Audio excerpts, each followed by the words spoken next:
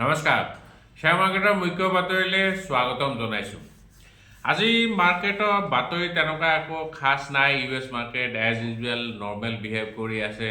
অলপ ইফাল সিফাল কৰি আছে দুইটা index Nasdaq Dow Jones gap up open হৈছে ওপেন হৈ পেলাই কাৰেকশ্যন দেখাইছে কিন্তু কাৰেকশ্যন দেখুৱাৰ পিছত ডাও জোন্স অলপ বেছিকৈ কাৰেকশ্যন দেখালে ফলত 0.5% মান তলত গৈ পেলাই বন্ধ হ'ল আৰু নেছডেক 0.5% মান ওপৰত আৰু নেছডেক ওপৰত বন্ধ হোৱাৰ মেইন কাৰণ হ'ল টেক শ্বেয়াৰ মেইনলি এআই শ্বেয়াৰৰ কাৰণে এআই শ্বেয়াৰ যোনটো ৰেলী হৈ আছে সেইটোৰ কাৰণে কালিও অলপমান ৰেলী দেখা গৈছে সেইটো কাৰণে অলপ ছাষ্টেইন কৰিব পাৰিছে কিন্তু ডাও জোন্সে পৰা নাই চ' যিয়ে ধৰক US market kind of mixed আৰু এতিয়া গিফ্ট নিফটি যদি চাই গিফ্ট নিফটি অলপমান ফ্লেট মানে শ্লাইট নেগেটিভ 18-20 পইণ্টছৰ গেপ ডাউন অপেনিং ইণ্ডিকেট কৰি আছে এছিয়ান বজাৰ ঠিক ঠাক বুলি ক'ব লাগিব কাৰণ নিকেই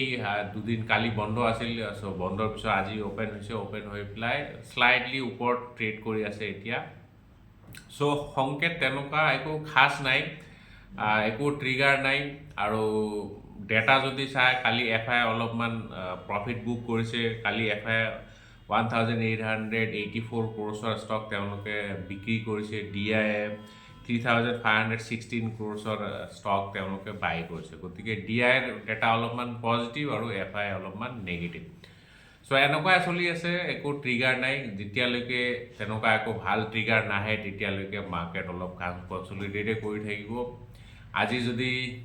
গেপ ডাউন হৈ পেলাই ওপেন হয় শ্লাইড গেপ ডাউন আপুনি ফ্লেট বুলিও ক'ব পাৰে ফ্লেট ওপেন হ'লে মাৰ্কেট মোৰ লাগিছে ছাইডৱেজে বিহেভ কৰিব যেতিয়ালৈকে 26,000 লেভেলটো ব্ৰেক নকৰে নিফটিৰ কাৰণে এইটো এটা ক্ৰুচিয়েল হাৰ্ডেল হয় 26,000 লেভেলটো চ' এইটো লেভেল যেতিয়ালৈকে ব্ৰেক নকৰে তেতিয়ালৈকে মাৰ্কেট অলপমান কনচলিডেটে কৰি থাকিব আৰু তলৰ পিনে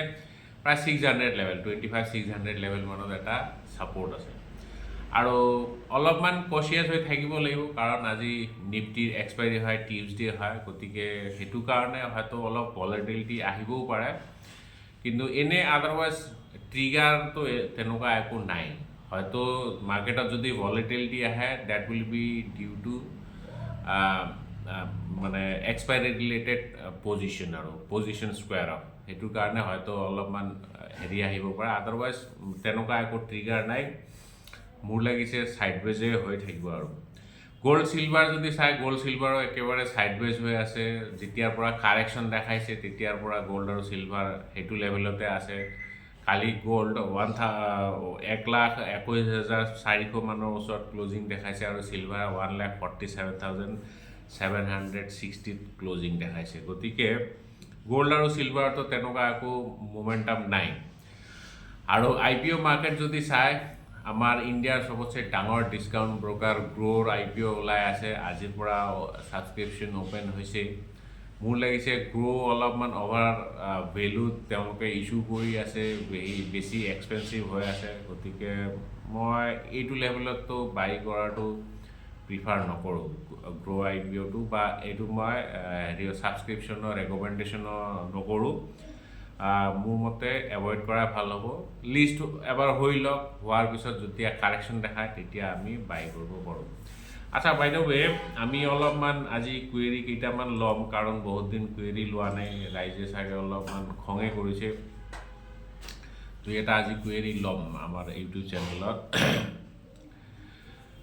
নিপন বৰা 30 বছৰলৈ ইনভেষ্ট কৰিব পৰা মিউচুৱেল ফাণ্ড দুটামান ক'বচোন কোৱাটোতো মই ক'ব পাৰোঁ 30 বছৰ স্মল কেপতে বিনিয়োগ কৰিব পাৰে কিন্তু মিউচুৱেল ফাণ্ড একচুৱেলি তেনেকুৱা নহয় মই ইয়াৰ বিষয়ে বহুত কৈ থাকোঁ যে সকলোৱে সোধে লগ পালে গ'লে ভাল মিউচুৱেল ফাণ্ড বা ভাল ষ্টক দুটামান হওক তেনেকুৱা নহয় মানুহৰ গ'ল লৈ পেলাই মিউচুৱেল ফাণ্ড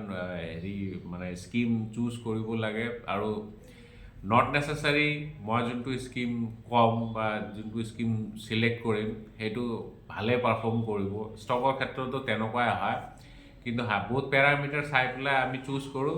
চান্সেছ থাকে সেইটো ভাল পাৰফৰ্ম কৰিব আৰু বাই চান্স কিবা কাৰণত যদি পাৰফৰ্ম নকৰে আমি সেইটো ৰিবেলেঞ্চ কৰোঁ আৰু টাইম টু টাইম সেইটো ৰিবেলেঞ্চ কৰি থাকিব লাগে মাৰ্কেট ওপৰত থাকিলে ৰিবেলেঞ্চ কৰিব লাগে তলত থাকিলেও ৰিবেলেঞ্চ কৰিব লাগে পাৰফৰ্ম কৰিব পৰা নাই সেইটো চাব লাগে কিহৰ কাৰণে পাৰফৰ্ম কৰিব পৰা নাই যদি পৰা নাই তেতিয়াহ'লে এগেইন ৰিবেলেঞ্চ কৰিব লাগে মেইনলি সেইটো ৰিবেলেঞ্চ কৰি থাকিব লাগে আৰু মানুহৰ গ'ল চাই পেলাই ইনভেষ্ট কৰিব পাৰে আৰু এনে যদি ক'ব বিচাৰিছে তেতিয়া স্মল কেপত লগাব ইমান লং টাৰ্ম যদি 30 বছৰৰ কাৰণে স্মল কেপত লগাই থৈ দিব পাৰে দাদা আপোনাৰ ফোনটো দিয়ক মই NISM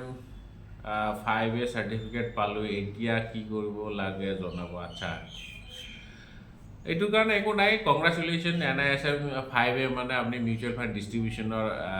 যোনটো চাৰ্টিফিকেট হয় সেইটো এচিভ কৰিছে এতিয়া একো নাই আপোনাৰ KYD কৰিব লাগিব নো ইয়ৰ ডিষ্ট্ৰিবিউটৰ সেইটো কাৰণে আপুনি কেম্পছৰ অফিচত যাব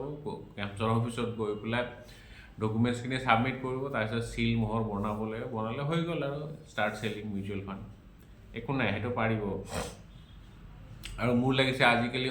অনলাইনো হ'ব পাৰে অনলাইনো চাগে KYD হয় একো আইডিয়া নাই কিন্তু কেম্পছৰ অফিচত গৈ পেলাই এবাৰ মোৰ মতে ভিজিট কৰা ভাল হ'ব এইটো কৈছে ফায়াৰ AP 2452 অ'কে উৎপল কেৱল ছাৰ বন্ধন স্মল কেপ মিউচুৱেল ফাণ্ডটো কেনেকুৱা হ'ব লং টাৰ্ম 15 ইয়াৰ্ছ অ'কে এইটো এটা আহিয়ে গ'ল ৰিকমেণ্ডেশ্যন বন্ধন স্মল কেপটো বেয়া নহয় এতিয়ালৈকেতো ভালে পাৰফৰ্ম কৰি আছে পিছলৈ ক'ব নোৱাৰোঁ যদি পাৰফৰ্ম নকৰে এগেইন ৰিবেলেঞ্চ কৰিব লাগিব যেনেকৈ ক'লোঁ মই তাৰপিছত হেমকু বৰা Sensex ৰিয়েলিটি লিমিটেড শ্বেয়াৰটো ক'বচোন অ'কে Sensex ৰিয়েলিটি এইটো এটা ৰিয়েলিটি মোৰ লাগিছে এইবাৰ অলপ চাগে ৰিয়েলিটি ষ্টক পাৰফৰ্ম কৰিব বহুত দিন ৰিয়েলিটি ষ্টক পাৰফৰ্ম কৰিব পৰা নাই তো মোৰ লাগিছে মোমেণ্টাম অলপমান আহিব Sensex ন Sensex সেইটো বহুত সৰু কোম্পানী হয় স্মল কেপ কোম্পানী হয় এতিয়া 463 ট্ৰেড কৰি আছে 550 অ'কে অলপমান কাৰেকশ্যন দেখাইছে 20-25% মান ষ্টকৰ পি বহুত এক্সপেঞ্চিভ হৈ আছে প্ৰাইচটো বুক ভেলু দুগুণতকৈ অলপ বেছি হৈছে আৰু ইয়াৰ একদম ঠান গোপাল ৰিটাৰ্ণ অন এছেট নাই কি ক'ম আৰু এইবিলাক কোম্পানী কি হেৰি কৰিব আৰু ইয়াতেতো এটা কনছ বুলি দিছে promoter holding has decreased over last 3 years চেলছটো নাই চেলছ নিগেটিভত আছে কি কৰিব এনেকুৱা কোম্পানীত বিনিয়োগ কৰি লাভ নহ'ব এভইড কৰা ভাল হ'ব এইবিলাক কোম্পানী না ROE আছে না চেলছ আছে না সস্তাত পাই আছে গতিকে মোৰ মতে এভইড কৰা ভাল হ'ব এইবিলাক ষ্টকত বিনিয়োগ নকৰিব পইচা ফচি থাকিব বছৰ জুৰি পইচা ফচি থাকে কেতিয়াবা 10 বছৰ 12 বছৰ লাগি যায় আপোনাৰ মানে বাইং প্ৰাইচটো পাবলৈ আচ্ছা যিয়ে নহয় আজি ইয়াতে সামৰিছোঁ মানে এতিয়া ষ্টক স্পেচিফিক অলপমান নিউজ চাম আৰু চিপলাৰটো চাব লাগিব চিপলাৰ 100% ষ্টেক বাই কৰিবলৈ গৈ আছে ইনস্পেৰা হেল্থ সায়েন্সেছ বুলি এটা কোম্পানী 111 crore দি পেলাই চ' যেতিয়া বাই কৰিব তেতিয়া এইটো এটা হলি অ'ন ছাবচিডিয়াৰী কোম্পানী হ'ব তাৰপিছত এতিয়া ৰিজাল্ট স্পেচিফিক অলপমান নিউজ চাব লাগিব এয়াৰটেলৰ ৰিজাল্ট বিৰাটে ধুনীয়া আহিছে ৰেভিনিউ 5% গ্ৰ' হৈছে কোৱাৰ্টাৰ অন কোৱাৰ্টাৰ তাৰপিছত EBITDA 6% নেট প্ৰফিট 14% বৃদ্ধি পাইছে যোৱা কোৱাৰ্টাৰ 5,948 crore এতিয়া 6,792 crore আৰপু অলপমান বৃদ্ধি পাইছে আপুনি টেলিকম শ্বেয়াৰ সদায় আৰপু চাব লাগে এভাৰেজ ৰেভিনিউ পাৰ ইউজাৰ 2.4% বৃদ্ধি হৈছে চ' যোৱা কোৱাৰ্টাৰ 250 আছিল এতিয়া 256 হৈছে তাৰপিছত ভাৰতী হেক্সাকম এইটো ভাৰতী এয়াৰটেলৰে এটা ছাবচিডিয়াৰী হয় ৰেভিনিউ 2.4% বৃদ্ধি পাইছে quarter on quarter EBITDA 4.1% net profit 7.6% বৃদ্ধি পাইছে 392 crore পৰা 421 crore হৈছে গ্লেন ফাৰ্মাৰ ৰিজাল্ট ঠিক ঠাক আৰু ৰেভিনিউ প্ৰায় 6% মান বৃদ্ধি পাইছে ইয়াৰ অন ইয়াৰ EBITDA 6% মান আৰু নেট প্ৰফিট 12% বৃদ্ধি পাই পেলাই 164 crore পৰা 184 crore হৈছে চিটি ইউনিয়ন বেংক এইবাৰ বেংকিং ছেক্টৰ মোৰ লাগিছে অলপমান পাৰফৰ্ম কৰিব বেংকিং ছেক্টৰ ৰেজাল্ট অলপমান ইম্প্ৰুভ হোৱা দেখা গৈছে ভাল ৰেজাল্ট ভাল আহি আছে গতিকে বেংকিং ছেক্টৰ চাগে এইবাৰ অলপমান ফ'কাছত থাকিব NII নেট ইণ্টাৰেষ্ট ইনকাম বাঢ়িছে 14.2% ইয়াৰ অন ইয়াৰ তাৰপিছত প্ৰফিট বাঢ়িছে 15.2% 285 ক্ৰ'ৰ্ছৰ পৰা 329 ক্ৰ'ৰ প্ৰভিজন অলপমান কমি গৈছে 70 ক্ৰ'ৰ্ছৰ পৰা 57 ক্ৰ'ৰ প্ৰায় 19% মান প্ৰভিজন কমিছে এইটো বহুত ভাল খবৰ প্ৰভিজন মানেতো গমেই পায় প্ৰভিজন মানে বেংকে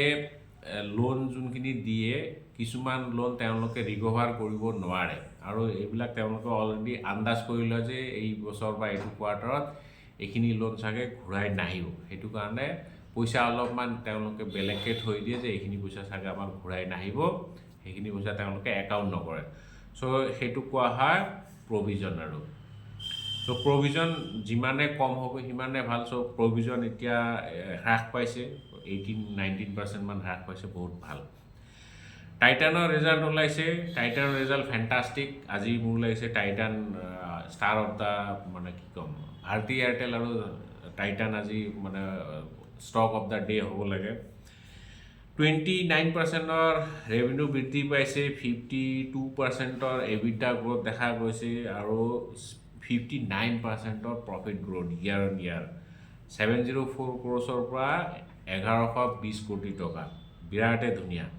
আৰু কোম্পানীয়ে অজয় চাওলাক MD হিচাপে এপইণ্ট কৰিবলৈ গৈ আছে উইথ এফেক্ট ফ্ৰম 1 জানুৱাৰী চ' যিয়ে নহওক আজি মুখ্য বাতৰি ইমানে কাইলৈ আমি আকৌ লগ পাম জয়